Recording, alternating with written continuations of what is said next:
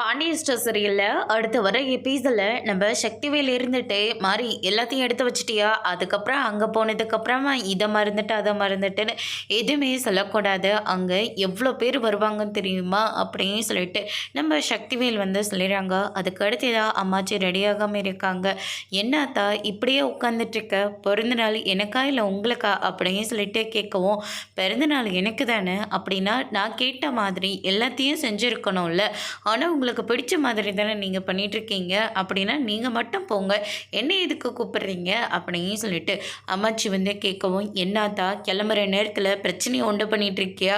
நான் ஒன்றும் பிரச்சனையை உண்டு பண்ணல, ஏற்கனவே என் மனசில் இருக்கிற விருப்பத்தை உங்கள் எல்லாருக்கிட்டேயும் சொல்லியாச்சு,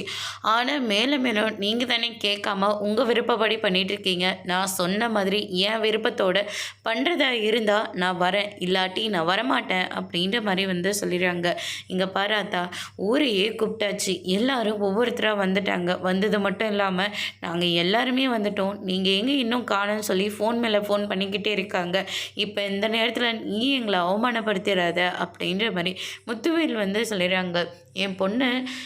என் கூட இருந்தால் நான் எதுக்காக பிரச்சனை பண்ண போகிறேன், நான் கேட்ட மாதிரி அந்த வீட்டு ஆளுங்களை கூப்பிட்றதுல நீங்கள் என்ன குறைஞ்சி போயிட போகிறீங்க அப்படின்னு சொல்லிட்டு காந்திமதி வந்து சொல்லவும், உடனே வந்து